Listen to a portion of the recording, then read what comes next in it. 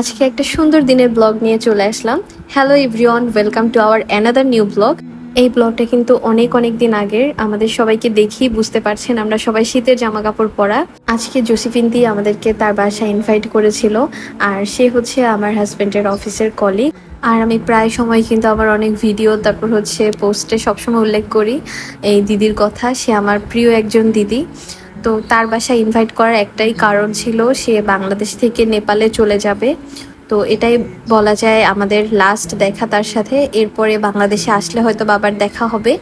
তো এখানে দিদি আমাদের জন্য কিছু নাস্তার আইটেম রেডি করেছিল, আর আমাদের প্ল্যানটা ছিল যে আমরা বাইরে কোথাও ডিনার করব, যেহেতু দিদিরও বাসায় তখন কাজ ছিল। একটা জায়গায় মুভ করার আগে কিন্তু অনেক কিছু আসলে কাজ থাকে, অনেক হ্যাসেল থাকে। তো যার জন্য দিদি আমাদেরকে বলেছিল যে আমরা ডিনারটা বাইরে করব, কিন্তু আমার বাসায় হালকা পাতলা একটা নাস্তার আয়োজন আমি করব। তো সেই মতো দিদি এখানে পাস্তা রান্না করেছিল, আর সাথে ছিল জুয়েল দাদা, মিমি বৌদি, যাদের ভিডিও কিন্তু আপনারা আমাদের ইউটিউব ব্লগে দেখেছেন, মানে বিয়ের ভিডিওটা। তো এরপরে দিদির সাথে আমরা চলে আসি উত্তরা সিশেল রেস্টুরেন্টে। এটা উত্তরাতে যারা থাকেন তারা কম বেশি সবাই চেনেন, খুবই পপুলার একটা জায়গা। আর এখানে আসার পরে দেখলাম দিদি আগেই ফোন দিয়ে আমাদের জন্য একটা টেবিল বুক করে রেখেছে। আর দিদি গল্প করছিল যে এখানে সে ছোটবেলা থেকেই আসে, তো রেগুলার আসা যাওয়া হয় তার এখানে। আর আজকে দিদির পক্ষ থেকে আমাদেরকে এই ট্রিটটা দেওয়া হয়েছে, যেহেতু দিদি কয়েকদিন পরে বাংলাদেশ থেকে চলে যাবে। তো যাই হোক, এই তো আমরা সবাই মিলে বসলাম, আর আমরা একসাথে হলে অনেক অনেক গল্প করা হয়, অনেক মজা করা হয়। একদম ফ্যামিলির মতো একটা টাইম আমরা কাটাই। তো যার জন্য আমার বেশি ভালো লাগে, আমি অনেক বেশি এক্সাইটেড থাকি। আর বিশেষ করে দিদির বাসায় যাওয়ার কথা শুনলে আমি বেশি এক্সাইটেড থাকি, যে আসলে কখন যাব, কখন গিয়ে গল্প করব, আর দিদির হাতের মজার মজার সব রান্না খাবো। কারণ দিদির সবগুলো আইটেমে অনেক ভালো হয়, কিন্তু আজকে একটু ব্যস্ততার কারণে দিদি বাসায় আয়োজন করতে পারেনি, যার জন্যই আমাদেরকে এখানে নিয়ে আসলো। তো এখানে আমরা সবাই মিলে নিজেদের পছন্দ মতো আইটেমগুলি অর্ডার করেছিলাম। আর ওদের মেনু কার্ডটা আসলে কি শেয়ার করবো, একটা বইয়ের মতো, তো শেয়ার করা আসলে সম্ভব না। আর এখানে আমি একদম অসময়ে ম্যাঙ্গো জুস অর্ডার করে খেয়েছি। আমার কাছে এটা এত ভালো লেগেছে, এত রিফ্রেশিং ছিল।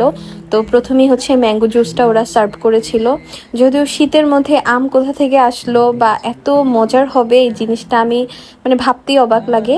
এরপরে আমাদের যে মেইন ডিশগুলো এগুলো সার্ভ করে দিল।